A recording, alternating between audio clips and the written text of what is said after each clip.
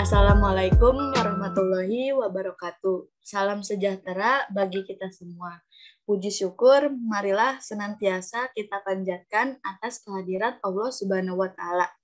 Karena Allah lah kita masih bisa berjalan untuk datang di acara yang kita tunggu-tunggu ini, yaitu kelas tutor ekonomi.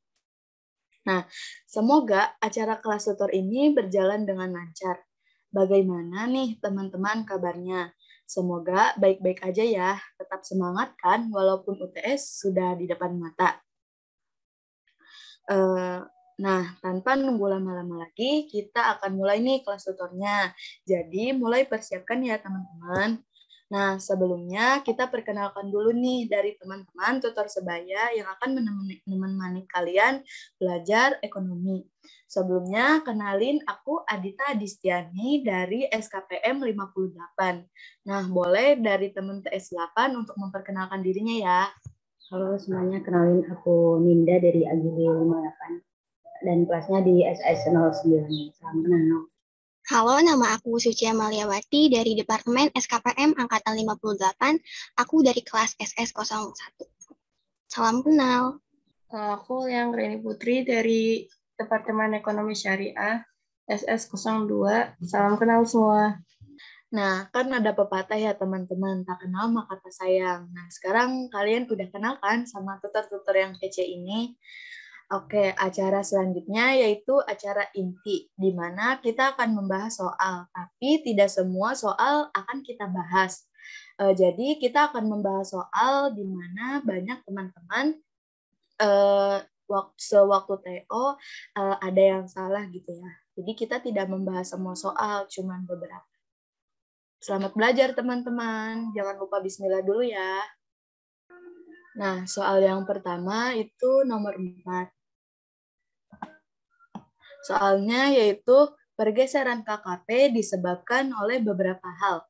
Salah satunya bencana alam yang akan menggeserkan kurva ke kanan atau keluar. Jawabannya yaitu salah.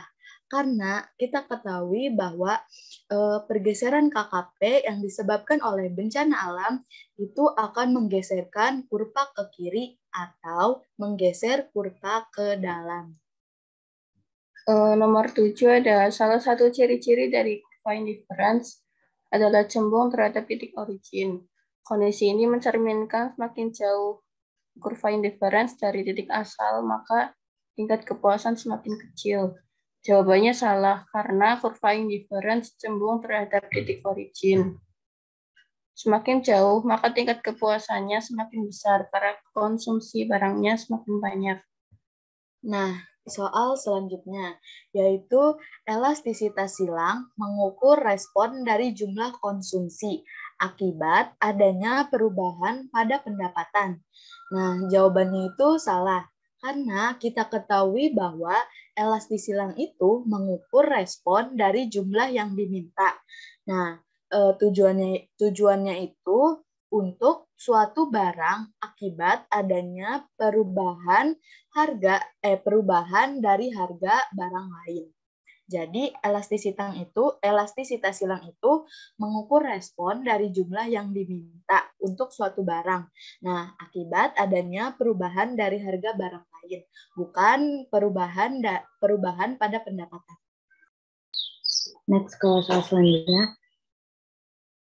Sebelumnya kalau misalkan teman-teman ada yang kurang paham waktu kita ngejelasin, langsung open mic aja atau enggak raise hand gitu ya, atau di kolom chat juga bisa.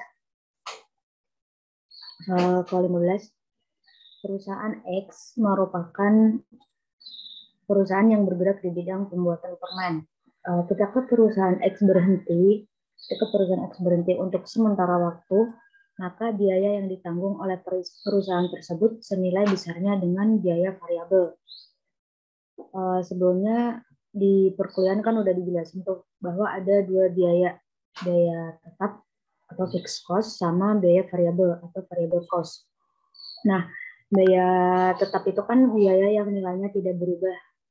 Nilainya itu tidak berubah meskipun output yang dihasilkan berubah. Contohnya itu sewa gedung sama sewa mesin. Kalau misalkan yang biaya variabel itu biaya yang nilainya berubah seiring dengan perubahan jumlah produksi. Contohnya upah dan bahan pokok. Kenapa yang ini sewa gedung sama sewa mesin itu masuknya ke biaya tetap? Karena kan kalau misalkan kita nyewa gedung kan tetap harus bayar ya. Kalau walaupun kita kayak ini berhenti berproduksi itu kita tetap harus bayar. Soalnya kalau misalkan kita udah nyewa gedung dan kita nggak ngebayar gedung yang udah kita sewa, otomatis pihak yang punya gedung itu akan memutus kontrak kerja. Soalnya kita nggak mau bayar. Nah, makanya ini jawabannya salah. Soalnya kan ini itu harusnya dia biaya tetap, bukan biaya variabel. Kalau misalkan biaya variabel itu contohnya kan upah. Nah, upah itu kalau misalkan kita kayak ada penambahan jumlah karyawan, nah itu kan pasti upahnya akan ada yang berubah gitu ya, entah itu dikurangin ataupun dinaikin. Dari sini ada pertanyaan nggak? Kalau misalkan nggak ada, coba ketik satu di kolom chat. Kalau misalkan masih aman. Kalau ada yang mau ditanyain, boleh ya teman-teman. Kalau kalian oke, aman katanya Ninda, boleh dilanjut berarti. Oke, siap-siap. Nah, ini nomor 19. Pada saat musim panen raya, jumlah padi, ini pada saat musim panen raya, jumlah padi yang dipasarkan itu kan sangat berlimpah, sehingga kurva penawaran padi akan bergeser ke kanan. Sementara permintaan konsumen itu tetap. Hal ini akan menyebabkan harga barang menjadi lebih tinggi dan berpotensi terjadinya pasar gelap di tingkat pengecer. Nah, pasar gelap itu bukan ketika dia ada ini waktu panen raya, barangnya melimpah, terus kan penawarannya bergeser ke kanan ya. Itu dia bukan pasar gelap. Kalau pasar gelap itu kayak yang sekarang lagi musimnya nih, bukan musim juga sih, yang lagi emang lagi happening lagi heboh kan ini ya, kelangkaan minyak. Nah, itu bisa dijadiin sama oknum-oknum yang tidak bertanggung jawab untuk menciptakan pasar gelap ini. Jadi pasar gelap itu terciptanya ketika kelangkaan ada. Terus selanjutnya, selling price ditetapkan pada saat musim paceklik dan bertujuan melindungi konsumen, sehingga harga maksimum ini ditetapkan di atas harga keseimbangan musim paceklik. Jawabannya itu salah. Kenapa? Karena berdasarkan grafik yang udah kita ketahui sama-sama ya. Ini misalkan ini S, terus ini demand, terus ini dia P equilibriumnya atau P keseimbangannya di sini. Kalau misalkan harga maksimum itu dia harusnya ada di bawah harga keseimbangan. Kalau yang di atas harga keseimbangan itu namanya harga minimum. Harga maksimum itu dia untuk melindungi konsumen. Kalau misalkan harga minimum itu untuk melindungi produsen. Jadi kalau misalkan teman-teman nanti takut kebalik, hafalin atau ingat-ingat salah satu aja. Entah itu harga yang maksimum atau harga yang minimum. Salah satu aja. Kalau misalkan nanti takut kebalik gitu. Terus selanjutnya nomor 21, kebijakan harga dasar dengan menetapkan harga pembelian pemerintah atau HPP gabah bertujuan untuk melindungi konsumen. Jawabannya salah karena kebijakan harga dasar yang dilakukan pemerintah pada saat panen raya dilakukan dengan menetapkan harga di atas harga keseimbangan dengan tujuan untuk memberi insentif atau melindungi petani. Jadi di sini bukan untuk melindungi konsumen tapi melindungi produsennya. Karena ketika panen raya kan otomatis panennya banyak ya, tapi belum tentu permintaannya tuh juga ikut banyak. Jadi biasanya itu harganya direndahin biar barang itu laku gitu. Jadi biar petaninya mau laku tapi harganya nggak terlalu rendah, maka ditetapkan harga ini. Lanjut di nomor 22, jika perusahaan dalam persaingan sempurna mendapat laba ekonomi positif, perusahaan baru akan masuk ke pasar sehingga akan menggeser kurva penawaran ke kiri. Nah, kuncinya tuh ada di sini. Ketika perusahaan baru masuk ke dalam PPS, berarti menyebabkan supply-nya akan meningkat. Nah, ketika si supply meningkat ini, supply atau penawaran ya, ketika supply ini meningkat, maka kurvanya itu akan bergeser ke kanan. Jadi jawabannya itu salah ya. Seharusnya ini bergeser ke kanan. Kemudian nomor 24, salah satu daya tarik dari pasar persaingan sempurna adalah terjadinya efisiensi alokatif. Apa sih efisiensi alokatif itu? Yaitu usaha kita untuk memaksimalkan laba atau memaksimalkan keuntungan. Nah, di mana efisiensi alokatif ini terjadi pada saat P sama dengan ATC minimum. Ini tuh jawabannya salah. Karena untuk memaksimalkan keuntungan, khususnya dalam pasar persaingan sempurna, terjadi ketika MC sama dengan MR, di mana MC itu biaya marginal dan MR itu hasil penjualan marginal. Sedangkan dalam soal ketika P sama dengan ATC minimum, ini tuh menyatakan kondisi ketika laba dalam pasar persaingan sempurna bernilai 0, berarti dia nilainya nggak maksimum. Jadi kuncinya tuh di sini MC sama dengan MR. Selanjutnya di nomor 25, pada keseimbangan jangka panjang, ketika perusahaan berada pada kondisi laba ekonomi 0 dan P sama dengan ATC minimum, maka laba akuntansi bernilai negatif. Nah, kuncinya tuh di sini ada jangka panjang. Kemudian laba ekonominya 0 dan PATC minimum. Ini tuh udah benar pernyataannya. Tapi laba akuntansinya bernilai negatif. Itu tuh salah. Harusnya positif. Kenapa sih? Kan di sini nih ya, laba ekonomi bernilai 0. Berarti di sini nilainya 0. Ketika total penerimaan dikurangi biaya eksplisit tambah biaya implisit, nilainya 0. Maka laba akuntansinya total penerimaan dikurangi biaya implisit. Berarti dia tuh ada sisa. Sisanya tuh biaya eksplisit. Nah, untuk biaya sendiri tidak mungkin bernilai negatif. Jadi ini salah ya, harusnya bernilai positif. Adapun kata kuncinya, dalam keseimbangan jangka panjang, nilai laba akuntansi itu hanya memiliki dua kemungkinan, yaitu bernilai 0 atau bernilai positif. Jadi dalam jangka panjang tuh nggak mungkin labanya bernilai negatif. Lanjut ke soal nomor 26. Apa saja yang termasuk ke dalam persoalan ekonomi di Indonesia? Nah, jawabannya itu yang D, karena semua jawaban benar. A benar, B benar, dan C benar. Karena yang sudah kita ketahui bahwa persoalan ekonomi di Indonesia disebabkan oleh beberapa hal, yaitu inflasi, pengangguran, pertumbuhan ekonomi, kemiskinan dan defisit anggaran pemerintah, dan yang terakhir utang nasional. Jadi ketiga pilihan jawaban tersebut, jawabannya yaitu benar. Nah, lanjut ke nomor 27. Sebuah perekonomian menghasilkan salad dan kebab. Jika kesadaran akan kesehatan meningkat, maka akan mengubah preferensi terhadap konsumen. Hal tersebut akan menyebabkan, nah jawabannya itu yang C, kurva kemungkinan produksi tidak berubah. Karena preferensi konsumen itu tidak mengubah atau tidak akan berpengaruh terhadap kurva kemungkinan produksi. Melainkan preferensi konsumen itu hanya akan mengubah kurva supply demand. Jadi, itu tidak akan berpengaruh ataupun tidak akan berubah. Nomor 30, pergeseran garis anggaran tidak sejajar ke bawah disebabkan oleh, jawabannya itu C, karena penurunan harga salah satu barang. Gimana ya?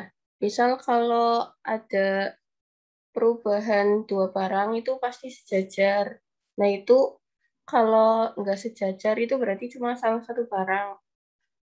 Ya, contohnya tuh kalau di pembahasan ini, misal pendapatan nominal dan real naik atau turun akan menyebabkan berubahnya kemampuan membeli terhadap semua barang. Maka pergeseran garis anggaran sejajar. Jadi misal pendapatan nominalnya yang berubah, itu kemampuan membelinya bisa berubah ikut pendapatan yang tadi itu. Misal pendapatannya naik, berarti kemampuannya naik. Kalau pendapatannya turun, kemampuannya juga turun. Terus pergeseran garis anggaran tidak sejajar terjadi karena perubahan pada salah satu harga dan diasumsikan pendapatannya tetap. Misal contohnya A mempunyai uang 10.000 untuk membeli 20 pen seharga masing-masing 2.500 dan satu buku seharga 5.000. Lalu harga pulpen naik menjadi 3.000. Maka si A kini hanya bisa membeli satu pulpen dan satu buku. Jadi pergeseran garis anggaran tidak sejajar pun terjadi. Terus 31 ada di antara pernyataan berikut, pernyataan mana yang benar? Jawabannya D, titik-titik di sepanjang garis anggaran merupakan kombinasi barang yang dapat dibeli oleh konsumen dengan anggaran yang tersedia. Jadi misal garis anggaran terus titik-titiknya di bawah garis anggaran, itu berarti dia bisa, cuma gak maksimal gitu. Tapi kalau melebihi garis anggaran itu dia gak bisa, dan ya awalnya gak bisa gitu. Akhirnya kan ya gak maksimal juga. Pendapatan real konsumen dikatakan mengalami penurunan jika harga semua barang, jawabannya A meningkat sebesar 20% dan pendapatan nominal meningkat 10%. Karena ini kan pendapatannya naik. Pendapatan real konsumen dikatakan mengalami penurunan jika harga semua barang, ini barangnya yang naik 10, tapi pendapatan nominalnya tuh naiknya cuma 10%. Jadi harga barang kan kenaikannya lebih besar dari pendapatan nominal. Otomatis tuh pendapatan realnya, pendapatan yang untuk membeli barangnya itu berkurang karena peningkatan harga barang lebih besar daripada peningkatan pendapatan. Sebelumnya ada yang mau ditanyain nggak nih? Gak usah sungkan-sungkan guys. Kalau misalkan mau nanya langsung raise hand atau open mic juga bisa, atau mau lewat Zoom juga bisa. Kalau gitu aku lanjut dulu ya. Jika suatu perekonomian mengalami resesi dan menyebabkan pendapatan konsumen menurun, ini ada resesi, terus pendapatan konsumen kan otomatis menurun tuh. Dan terjadi pada permintaan nasi rames yang tergolong pada dalam barang inferior adalah itu harga dan kuantitas nasi rames mengalami peningkatan. Kenapa? Soalnya waktu kita ini memposisikan sebagai anak kos. Kalau misalkan di awal bulan kan biasanya dapat ini uang jajan tuh dari orang tua kita. Misalkan banyak 2.500 lah. Kan kita punya uang banyak nih, yang biasanya kita makan nasi rames yang harganya 3.000, terus karena kita dapat uang segitu kan otomatis istilahnya kita punya pendapatan yang gede gitulah. Kita akan beli yang barang-barang atau makanan yang mewah kayak McD, KFC dan lain-lain. Tapi kalau misalkan kita udah mepet-mepet akhir bulan dan duit kita habis nih, otomatis kita kan beli barang yang lebih murah. Nah, contohnya ini nasi rames. Jadi waktu kita punya pendapatan ataupun uang yang dikit, jadi barang impor itu akan naik karena kita banyak yang beli itu. Dari sini nangkep nggak? Udah chat di kolom komentar. Semoga aman ya. Kalau gitu lanjut ke nomor selanjutnya. Pada suatu keseimbangan tertentu di pasar beras, jika terjadi kebijakan penurunan subsidi pupuk yang mengakibatkan harga padi mengalami kenaikan sekaligus, maka hal tersebut akan mengakibatkan harga ini di sini salah ya. Harusnya tuh harga keseimbangan harga beras itu naik dan jumlah keseimbangannya itu menurun. Karena kan waktu ketika pupuk ya, misalkan ini di sini ada orang tuanya sebagai petani mungkin lebih paham. Waktu pupuk itu dia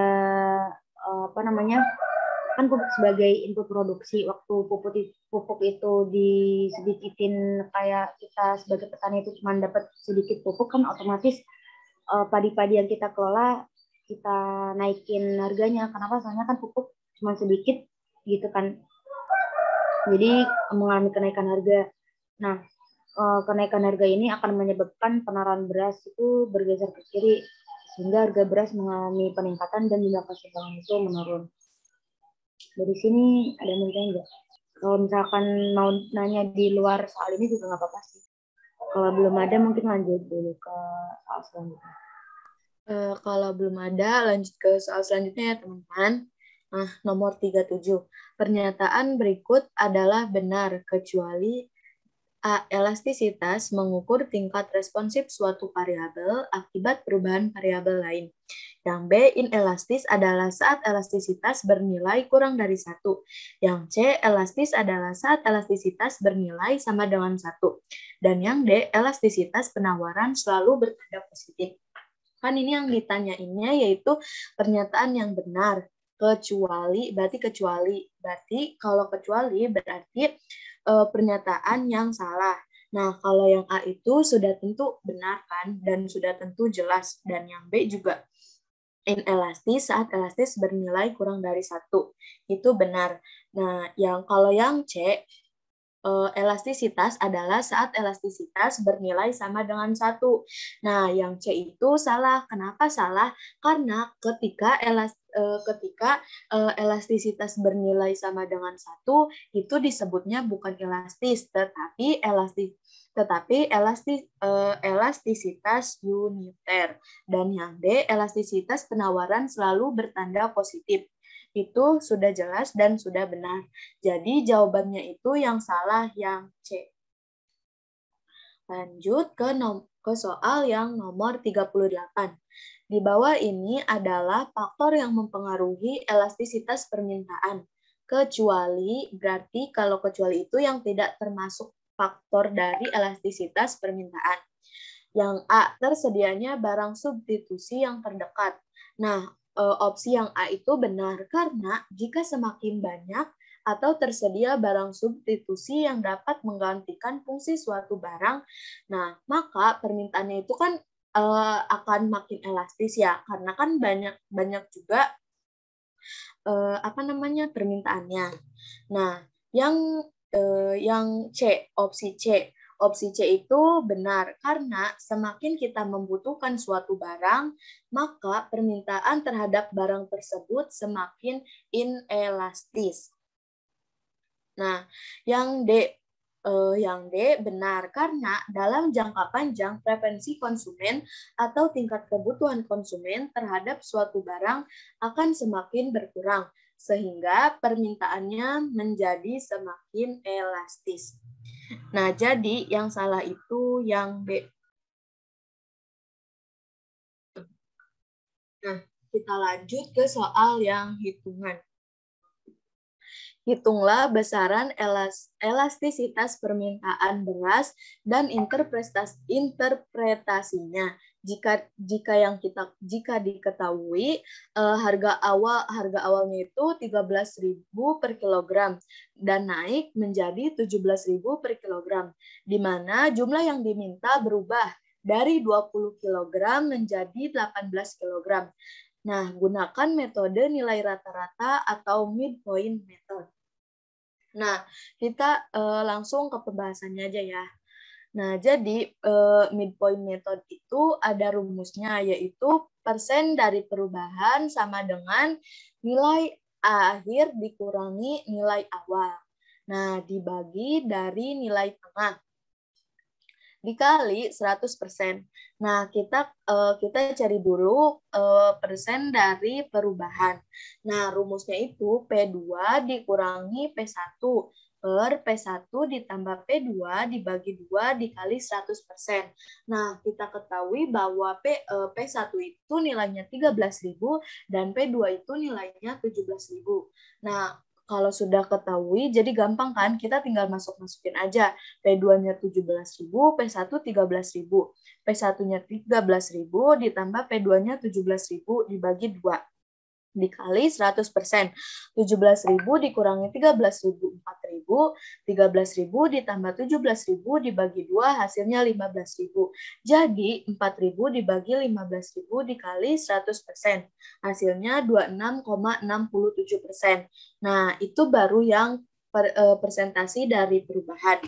Nah, kita sekarang membahas rumus dari presentasi dari KID, di mana rumusnya itu KID 2 dikurangi KID 1 per KID 1 ditambah KID 2 dibagi 2 dikali 100%. Nah, di soal itu udah diketahui kalau KID 1 itu nilainya 20 dan KID 2 itu nilainya 18. Nah, tinggal dimasukin aja ya teman-teman.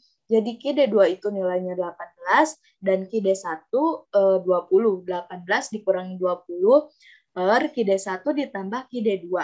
20 ditambah 18 dibagi 2. Nah, dikali 100%. 18 dikurangi 20 itu hasilnya min 2, dan 20 ditambah 18, 38. 38 dibagi 2, 19. Dikali 100%. Jadi, min 2 per 19 dikali 100% hasilnya min 10,53%. Nah, baru kita hitung dari elastisitas permintaan. Nah, rumusnya itu jadi rumusnya dari presentasi dari KID dibagi persentase dari persen dari P. Kan tadi kita udah ketahui ya, kalau KID itu hasilnya min 10,53% dan yang P itu hasilnya 26,67%. Nah, baru dibagi tuh, jadi min 10,53% dibagi 26,67. Hasilnya 0,39. Nah, kita naikkan ke atas 100%, jadi 0,40. Nah, berarti interpretasinya itu bisa kita gambarkan atau bisa kita simpulkan. Jadi, jika P naik 100%, maka KID akan turun menjadi 40%. Apa masih ada yang bingung, teman-teman? Boleh ditanyakan aja ya.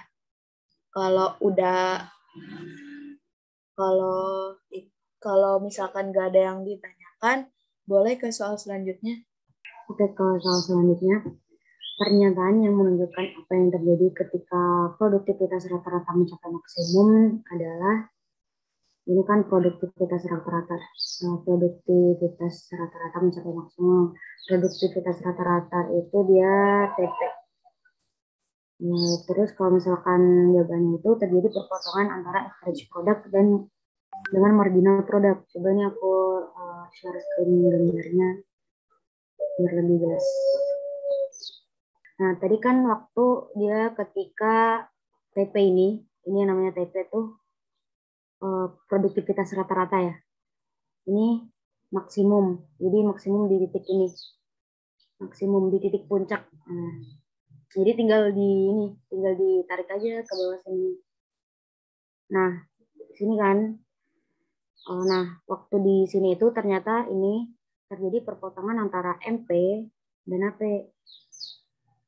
MP itu marginal product, kalau AP itu average product. Nah, teman-teman juga bisa, coba nih aku hapus dulu ya. Kalau misalkan nanti itu di pilihannya nggak ada, tinggal dihubungin aja ke, misalkan yang ditanya tentang grafik yang ini, yang grafik yang ini. Jadi ya ini tinggal ditarik aja ke sini kan, waktu ini. Nah, ternyata itu waktu dia produktivitas rata-rata mencapai maksimum, itu juga terjadi perpotongan antara ini nih di sini. Perpotongan antara MC sama ATC. MC itu marginal cost, kalau ATC itu average total cost. Gitu. Dari sini ada mau ditanyain nggak? Kalau misalkan masih aman, kita lanjut. Jadi 3 grafik ini sih biasanya sering muncul di ujian ya. Entah itu yang ditanya tentang ini total TP produktivitas rata-rata, atau entah itu yang ditanyain waktu dia di sini itu biasanya sering muncul. Ke soal selanjutnya, apabila diketahui Q sama dengan 20, TVC sama dengan 54 dan TFC sama dengan 175, maka ini yang kita disuruh nyari ATC, AFC sama ATC. I itu dia output yang dihasilkan. Kalau TC itu dia total cost. Kalau TVC itu dia total variable cost, kalau yang ini kalau yang TFC dia total fixed cost. Nah, kalau mau nyari ATC itu ini rumusnya seperti ini juga bisa dicari dari sini. AC di plus ditambah AVC. Ini. Kalau mau nyari AFC itu TFC dibagi Q. Kalau mau nyari AVC itu TVC dibagi Q. Jadi kan ini sama-sama F kan. Tinggal ngerubah huruf depannya aja. Average sama total. Average itu rata-rata, kalau yang total berarti total. Jadi tinggal dimasukin kan tadi Q-nya 20, terus TVC 54, TFC-nya 175. Ini salah ya kayaknya. Bentar, berapa sih? 175. Jadi kan tinggal dimasukin kan kalau misalkan nyari AVC nih. AVC berarti itu kita makanya TVC dibagi Q. Dapatnya 2,7. Kalau AFC itu berarti TFC. Dapatnya 8,75. Kalau ATC kan ini average total cost ya. Jadi tinggal ditambah ATC ditambah AFC. Dapatnya 11,45. Ini yang mau ada yang ditanyain ya. Ini Muhammad Raja. Mau dijelasin ulang atau gimana? Yang bingung itu sayanya yang ini cara narik garisnya itu gimana? Cara narik garis. Ya. Nah, nanti pas yang ketemunya itu yang ketemu di 3 grafik itu gimana cara nentuinnya? Dia bisa itunya. Ya. Terima kasih. Siap. Nah, sebenarnya itu coba kita ini. Ini kan kalau di perkuliahan itu ada 3 fase kan? 3 fase ini terus sama ini. Ini 1, ini fase 2. Aduh, sorry ya. 3, ini fase 3. Ini kelihatan deh. Ini fase 2. Jadi kayak tinggal ditarik aja sih. Ditariknya itu dari si fasenya itu. Fase 1, fase 2, sama fase 3. Kita gambarnya itu langsung gambar biasa kan. Terus nanti tinggal dihubungin aja. Sini.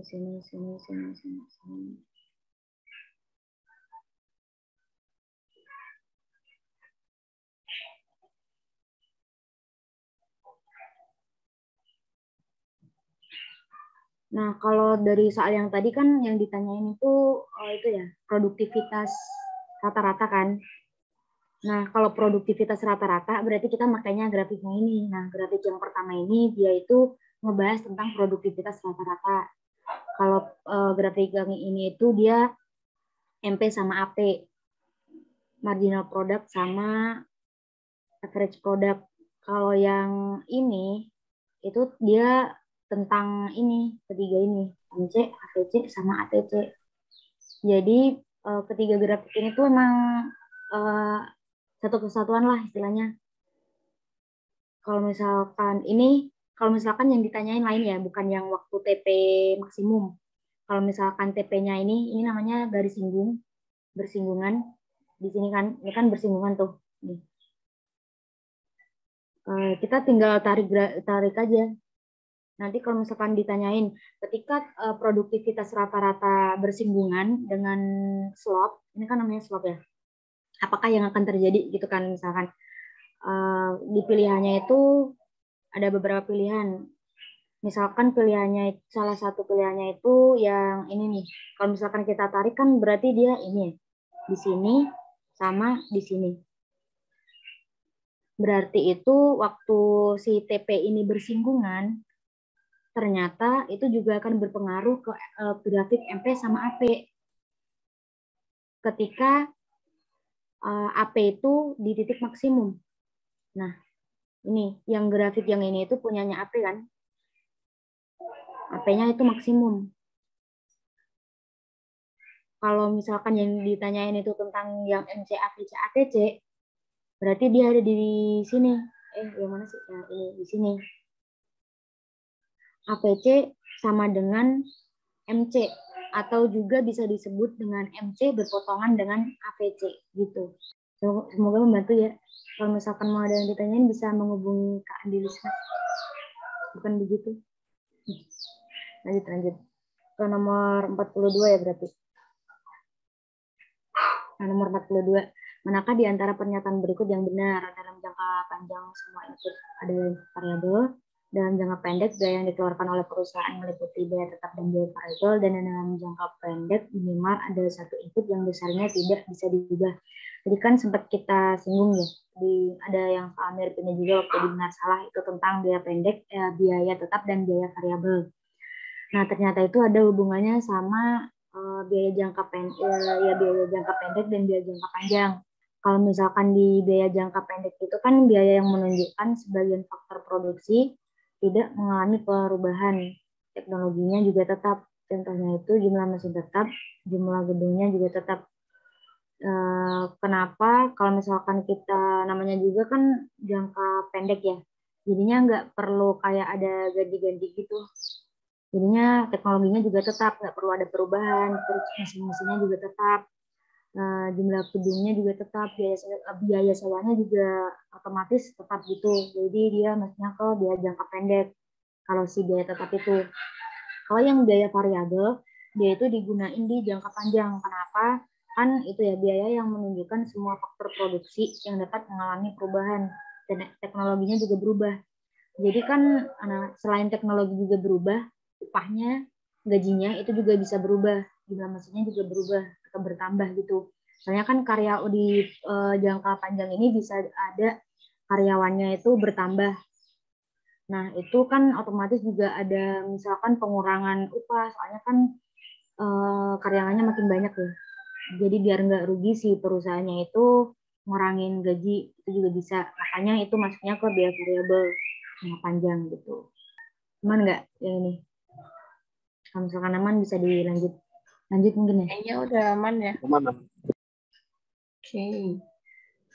Selanjutnya nomor 44. Jika tidak ada intervensi pemerintah, adanya fluktuasi produksi pada produk-produk pertanian akan menyebabkan. Jawabannya A. Penerimaan sebagian petani akan meningkat pada saat banyak petani lainnya yang mengalami fusel.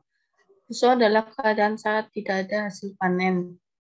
Terus selanjutnya, bila pengendalian harga maksimum bisa dilakukan secara efektif, maka di pasar jawabannya A sama D, yaitu jumlah komoditi yang diperjualbelikan meningkat dan surplus konsumen meningkat. Hal ini karena pengendalian harga maksimum dilakukan saat terjadi musim paceklik. Pada musim paceklik terjadi kelangkaan bahan pangan. Kenapa terjadi kelangkaan bahan pangan? Karena bahan pangan tuh sedikit. Jadi yang minat kan banyak. Jadi biar terfilter gitu. Jadi harganya dinaikin gitu. Terus jika tidak ada pengendalian harga maksimum, maka harga akan melambung tinggi sehingga menyusahkan konsumen. Nah, lanjut di nomor 48, dampak dari proses bebas keluar masuknya perusahaan di PPS pada jangka panjang akan terjadi. Nah, jadi di sini kan ada kuncinya ya, jangka panjang. Nah, pada jangka panjang akan terjadi laba sama dengan 0. Nah, kalau kita urai, laba sama dengan 0 itu apa sih maksudnya? Jadi, pada kondisi tersebut tuh, perusahaan nggak ngalamin kerugian, tapi nggak ngalamin keuntungan juga. Atau bisa disebut sebagai laba ekonomi normal. Jadi kan di jangka panjang tuh nggak mungkin labanya negatif kan, kayak udah dia tuh mentok labanya 0, jadi dia tuh nggak untung sama nggak rugi. Nah, kenapa ngambilnya laba ekonomi? Karena laba ekonomi itu menyangkut biaya implisit sama biaya eksplisit. Beda lagi sama laba akuntansi atau beda lagi sama laba akuntansi. Terus selanjutnya nomor 49,